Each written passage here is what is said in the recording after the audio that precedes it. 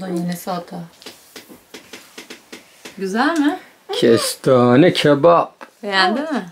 Hocam. Bak bu daha tatlı Ata bence. pır pır götürüyorsun ha. Ama o ayaklarında maşallah var. Bunlar ne oğlum? Ben de bunları yesem olur mu ya? He? Ata burada böyle soba yakıp kestane yemek nasıl, güzel mi? He? Bize yok mu? Bize yok mu oğlum? Hayır, Ata'ya var. Benim o. Hayır, O Ata'nın. benim o. Hayır. Benim o. At ağzına at. Hayır. Benim o. Bize yok mu arkadaş? Var, olmaz mı? Var tabii ki de.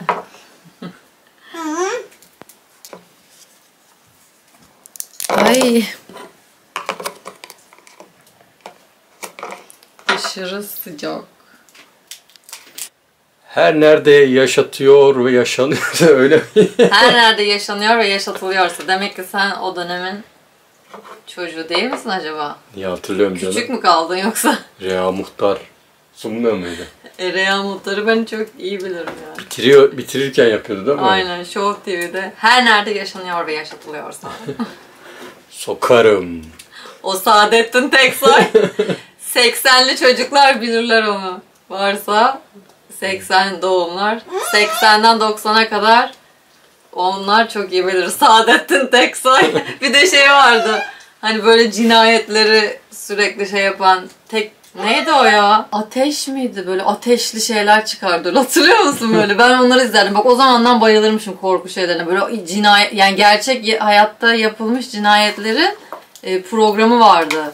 Böyle adam girmiş mesela gizlice eve, hırsız falan, adamın bacağını kesmiş, kolunu kesmiş falan, böyle tuhaf tuhaf. Onları bayılırdım izlemeye yani. Arkadaş ben insanlara merhaba, hoş geldiniz videomuzu diyecektim.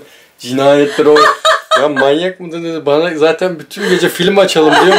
Nerede cinayet, nerede entrika, nerede... Korku filmi sevenler burada mı bence yorumlara yazsak. Ya korku filmi izlemeden... Arkadaşlar bir insan başka neden... ya film izlemiş şeyi İnsan neden korkmak ister ya?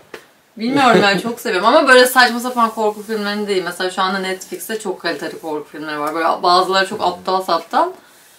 Gerilim şeyleri çok hoşuma gidiyor. Böyle heyecanlı yani, güzeldir. Peki şeyi hatırlıyor musun? Hazır açmışken konuyu, Parlament Sinema Kulübü'nü bilir misin? Hatırlıyorum tabii. Batman falan oynardı orada. Ben en çok onu severdim. Pazar geceleri Star'da Parlament Gece Kulübü sinema kuşağı olurdu. Of var ya, bayılırdım. Susam Sokağı falan izlerdim. Ben zaten Susam Sokağı böyle en favorimdi yani. Böyle yerde hatta fotoğraflarım var. Bir de Alf mi vardı?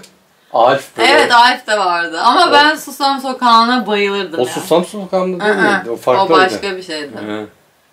Ninja kaplumbağalar falan. 80'liler var da 80 ile 90 arası hatırladıkları şeyleri bence yazsınlar, biz de hatırlayalım. Ben Tsubasa'yı izlerdim valla. Yok, onu hiç sevmedim bak. Nefret ederdim sabah ondan. Kalkardım açardım Tsubasa'yı. Ben onu o kanal açılınca direkt değiştirirdim yani. İşte kız çocuğu. Vallahi değil mi? Ama kız şeylerini de pek izlemezdim mesela.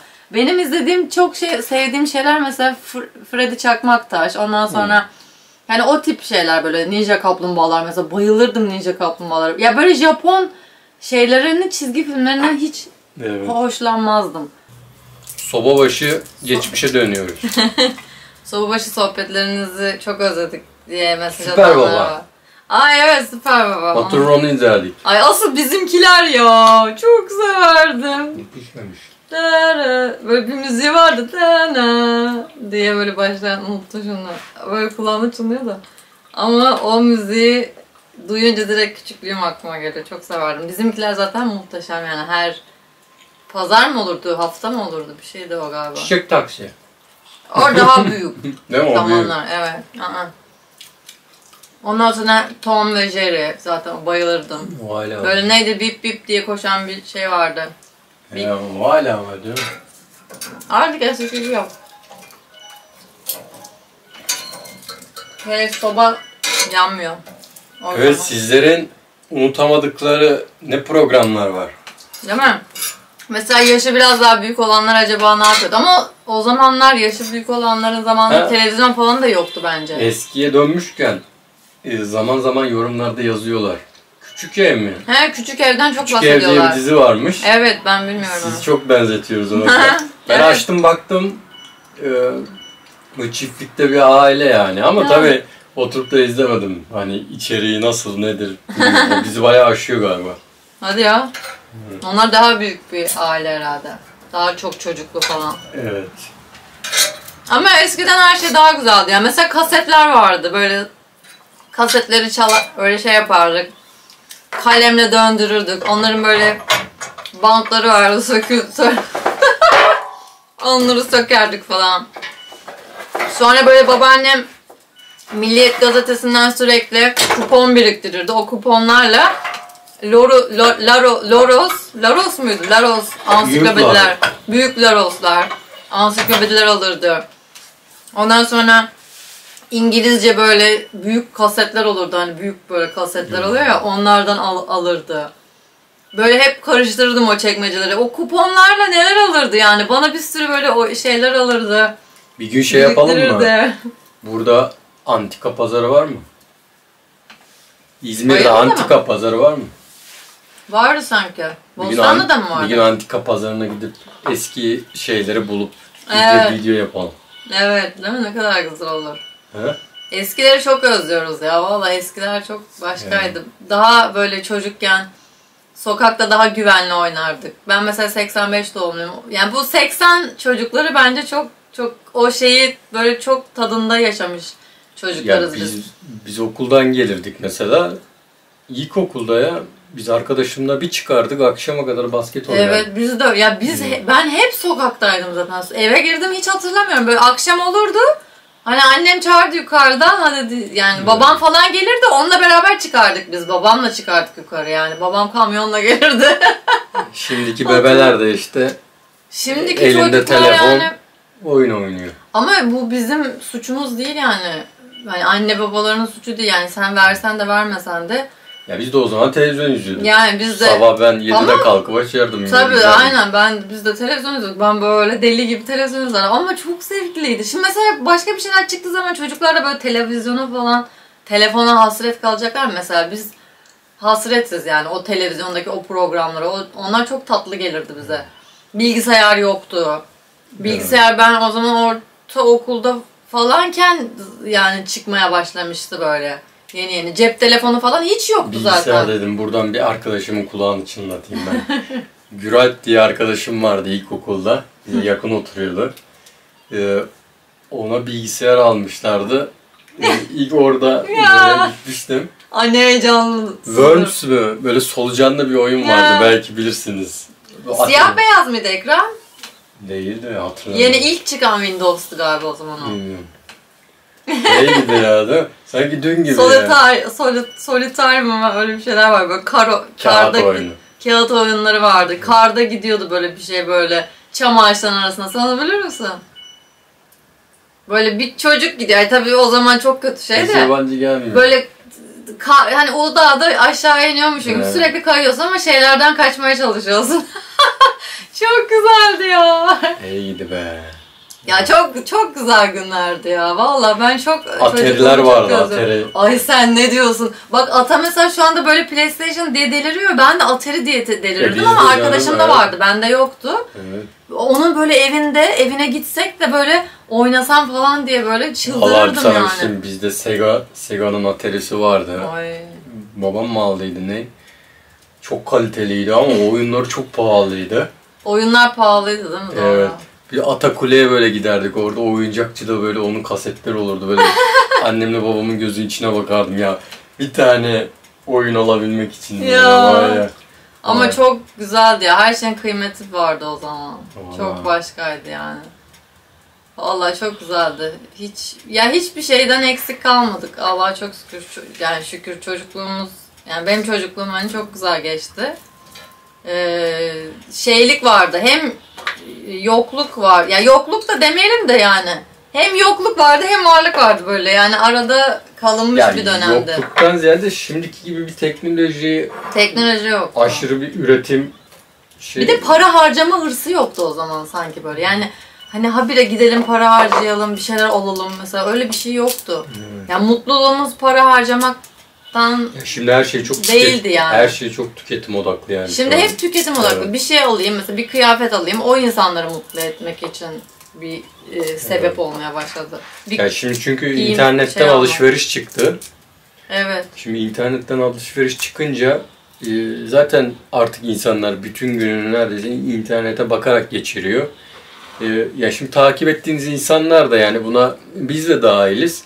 İster istemez reklam paylaşıyor. Para kazanmak için işte hep bir tüketmeye yönelik bir şey paylaşıyor. Evet, hep öyle. Yani hayatımız o yani. İstesen de istemesen de ne kadar kendini izole etsen de bir şekilde hayatını idame ettirmek için bir şeyleri satman lazım yani. Başka çaren yok ki. Nasıl para kazanacaksın, nasıl hayatta tutunacaksın? Bir şeyleri satman lazım. O da işte hani çağ bunu gerektiriyor. Yani onu yaşıyorsunuz. Hani bundan kendinizi koparamıyorsunuz çünkü yaşam zor. Ekmek aslanın ağzında. Evet, ben çok özlüyorum çocukluğumu ya. Valla. Keşke yani şu an o anlara dönebilmek için herhalde bilmiyorum. Her şeyi verebilirdim yani. Şu böyle 90'lı yıllara mesela gitsek şimdi. İster miydin o zamanlar? Valla ben de neleri özlüyorum biliyor musun? Ben basket oynuyordum. Hatta lisanslıydım yani ortaokulda. Devlet Hava Meydanları işletmesinde oynuyordum. Dahmi. O günlerimi çok özlüyorum ya. Böyle antrenmana gidiyordum bisikletimle. Ya bakın bisikletimle ben buradan Bayındır'dan daha uzak yere ortaokuldayım ya. Düşün Ankara gibi bir yerde. Bisikletime biniyordum antrenmana gitmek için. Buradan Bayındır'dan daha uzak mesafeye trafikte gidiyordum. Ya bisikletle gidiyordun. Evet antrenmana. Bak basket antrenmana gidiyordum. Antrenmanda canımızı okuyordu hoca. O halimle geri dönüyordum bisikletle. Ve biz maçlara katılıyorduk. Yani o kadar güzeldi ki.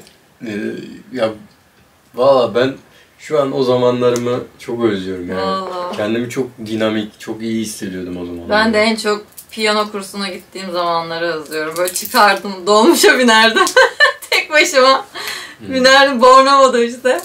Bornova'da şeye doğru hani böyle küçük parkın o tarafa doğru giderdi otobüs. Ama böyle tek başına olmak. Hani böyle o dolmuşta arkaya oturmak. İnsanlar yani hep hani güvensizlik diye bir şey de yok yani o zaman. Birbirinden korkmak. Şimdi mesela hani çocuğun bir yere yollamaya korkuyorsun. O zaman öyle değildi ya, ben orada ada kadardım yani.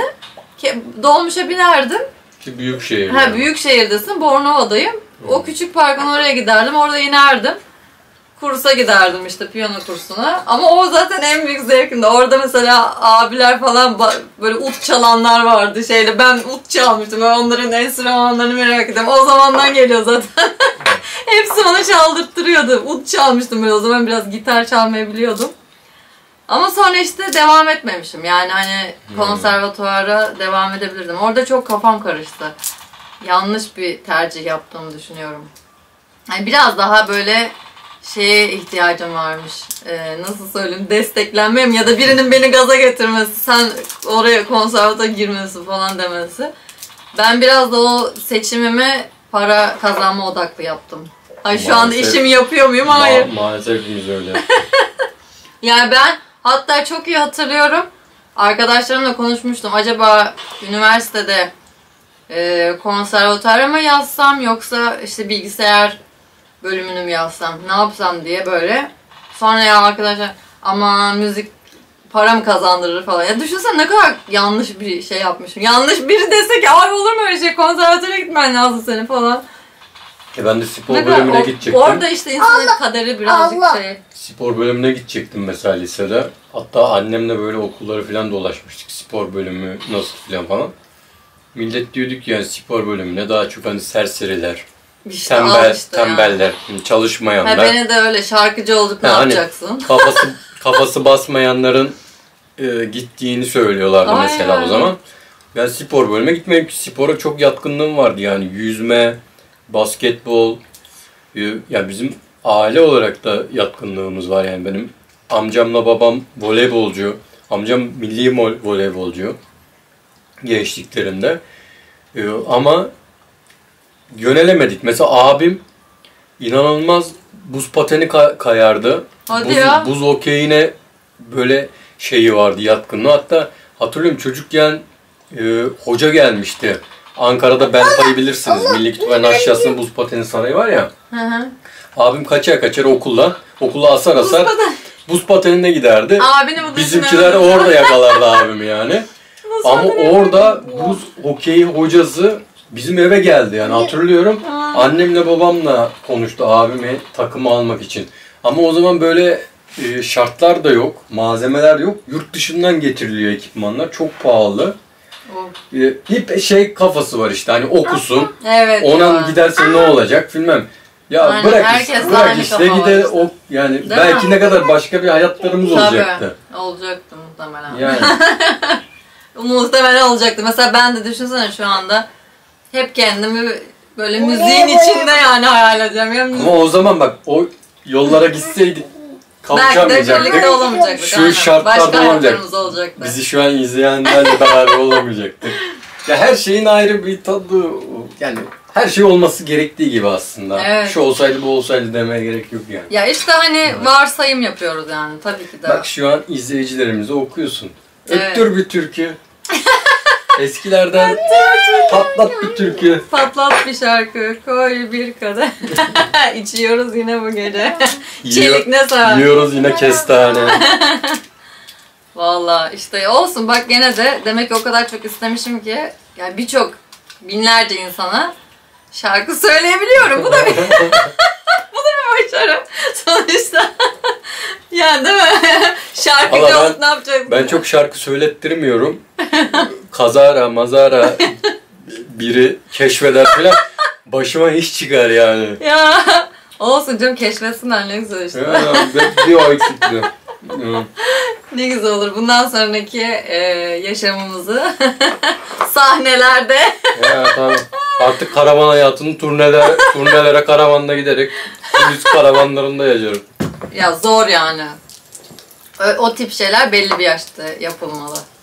Çünkü artık sonuçta çoluk çocuk oluyor. Onların hayatı falan. Yani zor. Ama tabii ki hayır demem dermiş. Hep içimde var yani. Ama ya kolay bir şey değil tabii ki o hayat. O hayatı seçersen aile hayatından şey yapman lazım, ödün vermen lazım. Öyle kolay bir hayat değil. Çok evet. Çalışmak gerekiyor. Çok çalışmak demek aileye az zaman ayırmak demek. Ben de daha böyle aileci, evcimen bir insan olduğum için benim için zor yani. Hep hayallerde kalacak. Ben artık sizlere söyleyeceğim. Siz de kabul ederseniz. Beni mutlu ediyor yani. Güzel iki söz duymak. Hoşuma gidiyor. Evet. Öyle. Senin en büyük hayalin neydi? Sporcu olmak mı? Ya sporda olmak var. Ama sen yüzmeye de gittin. Biz ikimiz de yüzmeye gitmişiz aslında. Yüzücülük de var yani. Bende aslında bir spor şeyi de var. Bende de var yetenek, spor yeteneği ama devam etmedim. Mesela ben yüzmede de devam edecektim ama nedense ya o yaşlarda bak adada da var şu anda. O yaşlarda böyle ortaokul yani yaşlarında ya işte böyle hani vücudum kötü olur. İşte böyle bir şey vardı o zaman. Ya yüzücülük bana göre değil falan. Yani aslında çok güzel yani yüzmeye çok güzel devam ediyordum. Sonra voleybola bir merakım oldu. Yani bir şekilde devam etseymişim işte birinin illaki bir şey olurdu. Birinin seni sağlam itelemesi aynen gerekiyor. Birinin itlemesi lazım. Kafan gidiyor yani. Gidiyor. O yaşlarda çok gidiyor. O yüzden ben ada yaşım mesela o yaştaki hallerimi ben mesela bildiğim için daha zorluyorum yani. Basket oynuyordum falan ama lise zamanlarımızda bizim bu internet kafeler çok yaygınlaşmıştı o zamanlar. Bu Counter böyle silahlı bir oyun vardı biliyorsunuzdur belki bizim yaşlarımızda olanlar. Biz manyak gibi ona sarmıştık mesela. Yani hayatımızdaki her şeyi ikinci plana atmıştık neredeyse. Yani onu oynamak için o kadar heyecanlı internet kafede bütün ahbapların, arkadaşların yanında böyle heyecanla oynuyorsun filan. İşte orada seni çok sağlam bir şekilde birinin tokatlaması gerekiyor. Aynen. Ama o bilmiyorum bende hiç öyle bir merak olmadı yani. O herhalde erkek çocuklarında biraz oldu. Ya tabii canım. Kızlarda pek yoktu o. Bende de çok bilgisayar merakı Counter vardı. oynayarak geçti o dönem. Ama bende mesela çok bilgisayar merakı vardı. Ben o yüzden zaten bilgisayar bölümüne girdim. Yani merakım çoktu bilgisayara. Şeydim hani ama sonra tabii yani olmadı. Yani devam edemedim işte. Aslında yapabilirdim. Yapamayacağım bir şey değil. Severek okudum aslında. O değil ama işte her şeyde atlamamak lazım. Bir şey çizip oradan devam etmek lazım. Biz çok yetenekli, nasıl söyleyeyim, çok yetenekli insanlarız demek değil de yani yanlış da söylemek istemiyorum. Yani birçok şeyi başarabilecek tipte insan. Mesela spora yeteneğimiz var, müziğe yeteneğimiz var. Mesela benim spor yeteneğim var, onun var, buna var. Yani hepsi olmaz. Hani bir tane bir şeyin olmalı. Hayatta oradan devam etmelisin. Mesela benim şeyim de oydu. Ona da yeteneğim var. Onu da yapayım, onu da yapayım, onu da yapayım. Öyle bir şeyim var.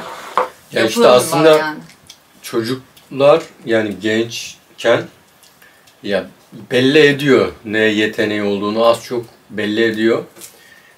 İşte aslında eğitim sistemi onun üzerine gitse evet, o zaman çok başka olur. Mesela şöyle bir araştırma okumuştum. Mesela bizim ülkede dershaneye çocuğu neye gönderiyorsunuz? Atıyorum matematiği zayıf, Türkçesi çok güzel. Dershaneye neye gönderirsiniz? Matematiği zayıf ya, matematiği öğrensin diye dershaneye gönderirsiniz. Ama yabancılarda bu öyle değil. Yabancılar iyi olanın üstüne dershaneye götürüyor. Yani Türkçesi iyiyse Türkçesi mükemmel olsun. Yani evet, matematiğe bu çocuğun yeteneği yoksa tabii. Türkçeye. Mesela meslek öğreniyorlar. Müziği çok mu iyi? Evet. O zaman müziğin üstüne yani müziği daha da geliştirsin. Daha da mükemmel olsun. İşte o zaman ülkemiz de daha refah, daha ileri bir tane piyano çalan çocuk çıktı ya birkaç kere. Tabii ya çocuk nasıl çalıyor bak. İşte ama Allah ne ala. Ama bak yani niye o çocuğu zamanında keşfedip sen ona yönlendirmedin? Yani? Ya böyle bir şey çocuğu var. harcamışlar o yaşa onun gibi yani. Kaç ne gençler var yani spora meraklısından, resime meraklısından ama İnsanlar karnını o kadar aç ki yani bir işe girsem de kuryeci olsam maalesef, yani maalesef. O yüzden bütün yeteneğini ortaya dökeceği şeylerden feragat etmek zorunda kalıyor. Silinip gidiyor yani. Yani işte bizim her şey eğitim sisteminde. Evet, eğitim çok önemli. Bizim hani ülke olarak ileriye gitmemiz için tek önemli şey çocukların iyi bir şekilde yönlendirilmesi, doğru yönlendirilmesi. Yani bunu ebeveynler de bilemez. Yani sen ne kadar bileceksin ki sonuçta bunu ancak hani bu işi bilen pedagoglar olabilir. Yani işte branş dersleri mesela. Bu tip öğretmenler yani bu işin ihtisasını yapmış insanlar ancak bunun kararını verebilir. Anne baba da veremez ki. Anne baba kafasına göre mesela sen onu ol bunu ol diyebilir. Ya anne baba az çok çocuğunu tanır yani. Tanıyor. Bak mesela küçücük boyuyla nasıl takla atıyor. Evet. Mesela jimnastiğe çocuğun biraz yeteneği var. Esnek yani hareketleri. Ya sen şimdi o çocuğu alıp bir götüreceksin. Merakını ortaya çıkaracaksın. Sevdireceksin. O oradan kendini geliştirecek. Gidecek. Bu sorumluluğu vermek lazım ama biz ebeveynlerde maalesef yani Türkiye'de refah şartı kötü oldu ya. Herkes para kazanmaya bakıyor. Evet, yani hepimizin para kazanmaya. Şey yok yani. Çok kötü bir şey ya. Hayatımızı daha iyi yapalım, çocuklarımızın eğitimini daha... Ya bunlar hep ikinci, üçüncü planda kalıyor ister istemez. Evet maalesef. Çünkü ihtiyaçlar hiyerarşisine baktığınızda karnınızı doyurmanız lazım, ev almanız lazım. Yani değil mi? Evet. Onlar işte bu sefer araç değil amaç olmaya başlıyor yani. Sen ne kadar da para bizim için araçtır desen o kimse inanmıyor. İnanmaz artık yani çünkü maalesef amaç olmaya başladı. İnşallah bir şeyler düzelir. Ben inanıyorum düzeleceğine. Daha iyi yerlere geleceğiz. Ya böyle şey istiyorum. Öyle bir Türkiye hayal ediyorum ki böyle yurt dışındaki bugün babama da söyledim ya. Bunları yemeyeceğim. Ataya vereceğim. Yurt dışındaki insanlar buraya gelmek istemeli. Bilim adamları Türkiye'de olmak istemeli. Burada okumak istemeli. Ne bileyim yani kimse dememeli ya ben yurt dışına gideceğim, oraya kapak atacağım, orada yaşayacağım. Böyle bir şey dememeli ya. Bu çok üzücü bir şey. Yani ben öyle bir ülke hayal ediyorum. İnşallah yani göreceğiz böyle bir şey. İnanıyorum yani. Böyle bir ülke olacağız. Herkes bizim ülkemize gelmek isteyecek. Öyle bir ülke olur mu sence? Bence oluruz. Oluruz. Neden olmuyor? Olmayacağız diye bir şey yok. Yani her şey biliyorsun mucizelerle dolu bizim ülkemiz. İnşallah bir gün öyle oluruz. Yalnız şaka maka orta yaşa doğru gidiyoruz. Değil mi? Geçiyor zaman hakikaten. Ya çok hızlı geçiyor. Hele bir de şey diyorlar. 50'den sonra falan çok daha hızlı gidiyormuş her şey.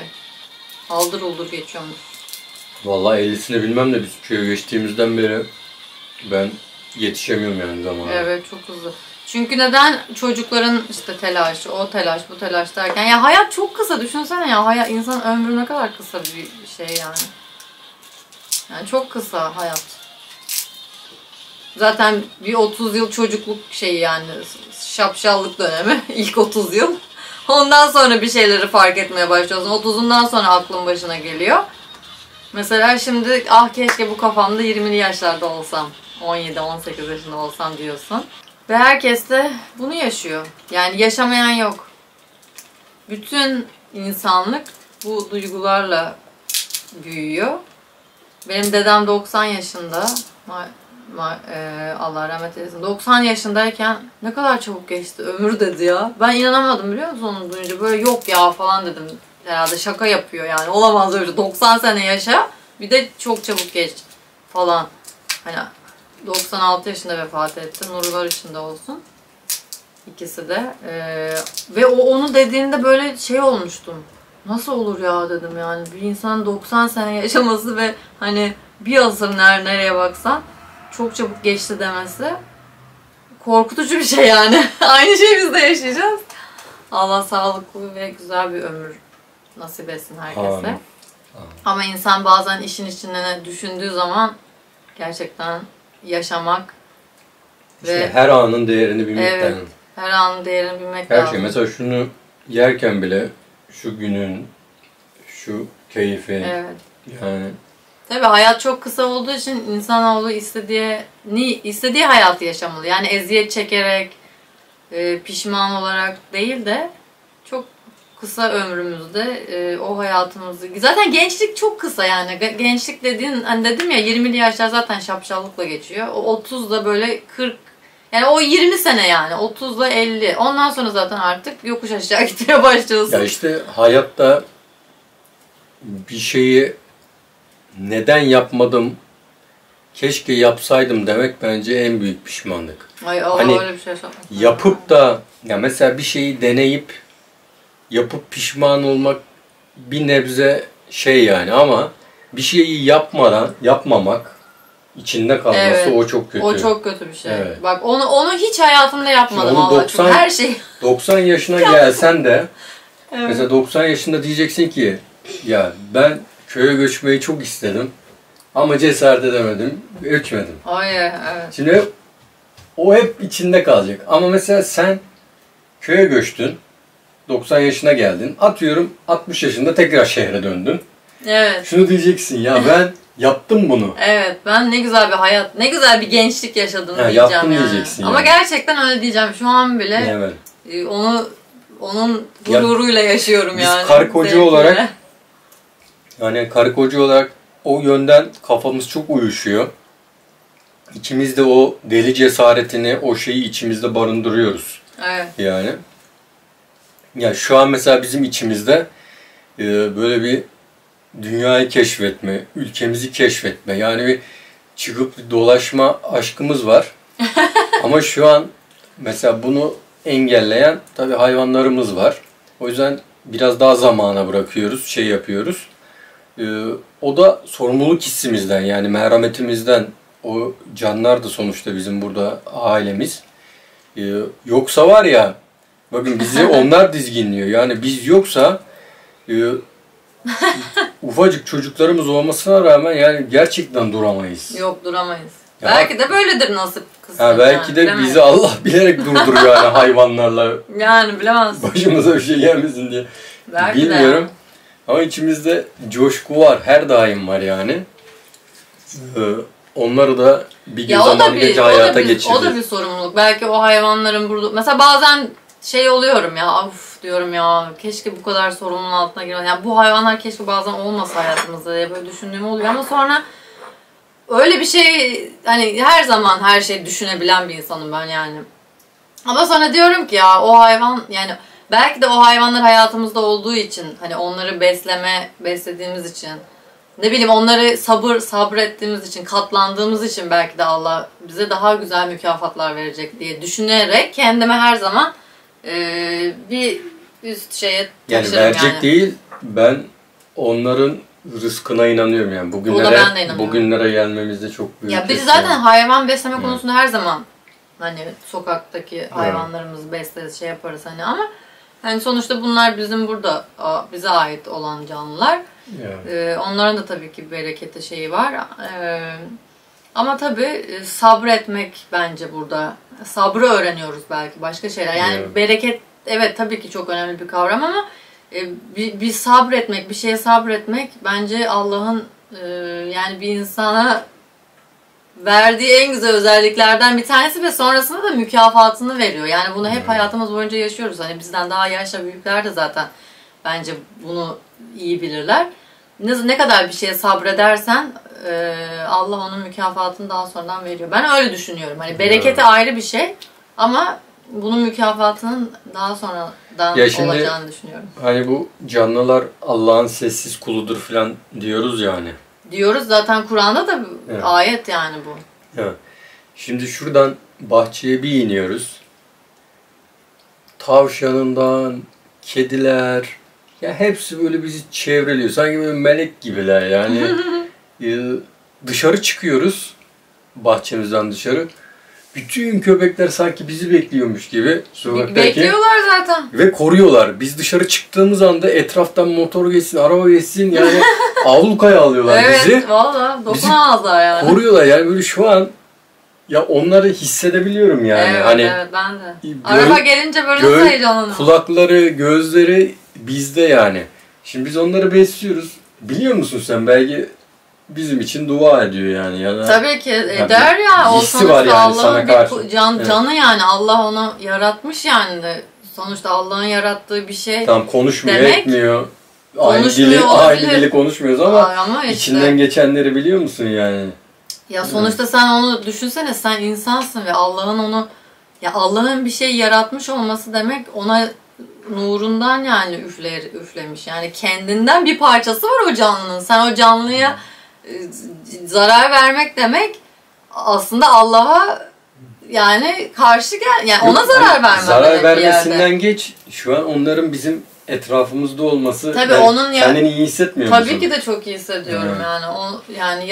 Ya ben yaratılmış her şeyi çok seviyorum. Yaratılan her şeyi çok seviyorum. Yani yaratılanı severim yaradandan ötürü yani. Bu çok güzel, Mevlana'nın çok güzel bir sözü. Yaratılmış her şeyi seviyorum. Ve etrafımızda olması çok güzel bir şey, his.